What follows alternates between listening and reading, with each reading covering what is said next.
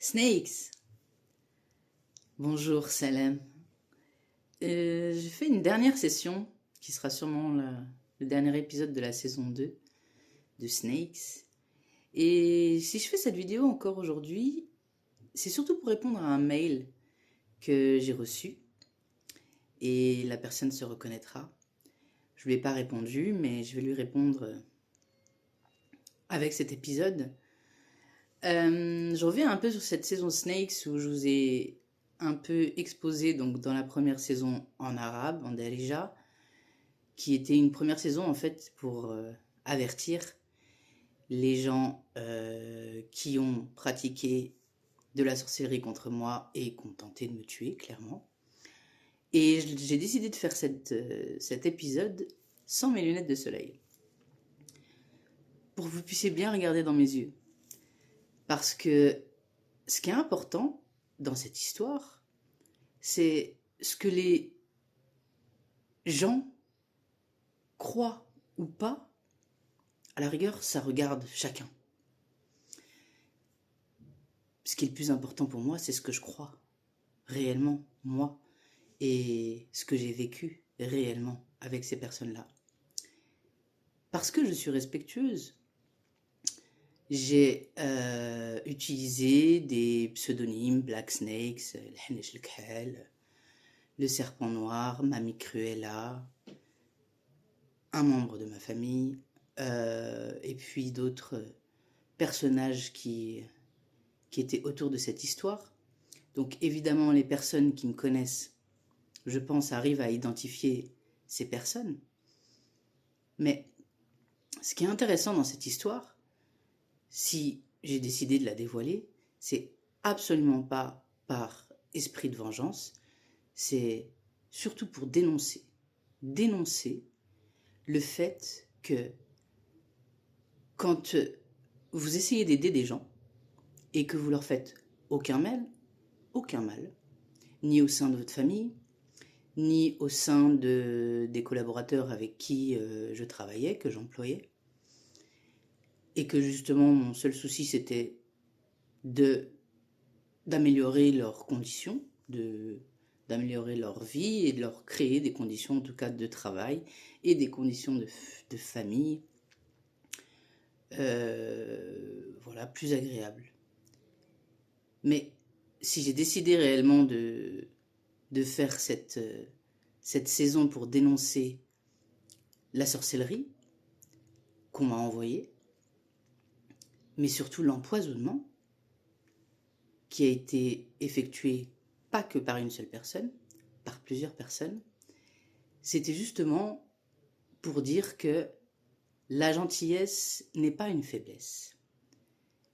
C'était justement pour témoigner du fait que, grâce à Dieu, après on croit en Dieu, en l'univers, on croit en ce que vous voulez, c'est pas du tout une saison pour dénoncer ou pour dire ou pour faire l'apologie d'une religion parmi les croyances que chacun possède. Chacun croit en exactement ce qu'il veut. Et j'ai décidé de faire cette saison 2 en français parce que les personnes concernées dans la saison 1 ont, je pense, pas pris du tout mes avertissements au sérieux. Mais les gens qui font partie de mon passé, bah, ils sont derrière mon dos. Et si j'ai décidé d'en parler, c'est pour alerter certaines autres personnes qui sont toujours en contact avec ces gens-là et pour des autres personnes que je ne connais pas et qui peut-être se sentent oppressées ou sentent qu'il y a quelque chose qui ne va pas trop dans leur vie et qui peut-être ont rencontré le même genre de soucis. Ce qui est rigolo, ouais, parce que faut toujours rire des choses, c'est que si je parle de tout ça, c'est absolument pas pour me victimiser. Alhamdoulilah, comme on dit chez nous, je suis vivante. Et c'est surtout pour dire que la vie, c'est ça qui est important. Et que quelles que soient les personnes que vous rencontrez dans votre vie, c'est où ils vous apportent quelque chose, ou c'est une leçon.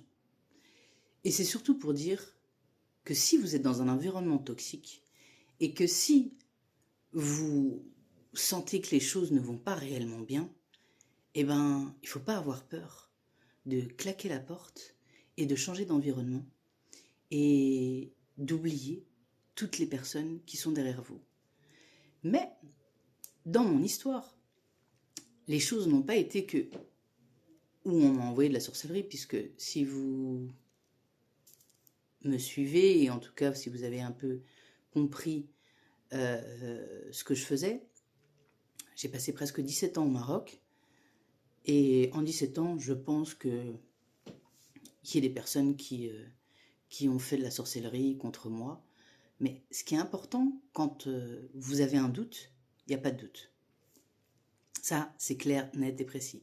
Quand il y a un doute, il n'y a pas de doute. Le plus important dans tout ça, c'est de croire en vous, de croire en votre intuition. Et arrêtez de croire ce que les gens disent. En tout cas, me concernant, ma vie, il n'y a que moi qui peux la raconter. Donc les blablabli, blablabla d'autres personnes, justement, qui disent des mensonges sur moi, ou encore qui ont manipulé d'autres personnes pour les liguer contre moi, ce qui est marrant, c'est que des fois, pour essayer d'éteindre une personne gentille, lumineuse, oui, désolé, je vous le dis, qui a envie d'avancer et qui a des buts dans la vie, eh ben, le plus dangereux, c'est pas quand il y a une seule personne contre vous. Le plus dangereux, c'est quand les gens se mettent en groupe contre vous. Donc cette histoire, c'est ça le fin de mot d'histoire. Il a fallu, et je vais en donner des détails, mais sous un autre format. Parce que voilà, il faut du temps pour faire des vidéos et malheureusement, je n'ai pas le temps. La vie n'attend pas, donc je n'ai pas le temps. Mais ce qui est intéressant, c'est quand vous êtes seul avec Dieu et que vous vous rendez compte que tout votre environnement, l'environnement dans lequel vous êtes depuis plusieurs années, change. Que les personnes changent. Et pas une seule.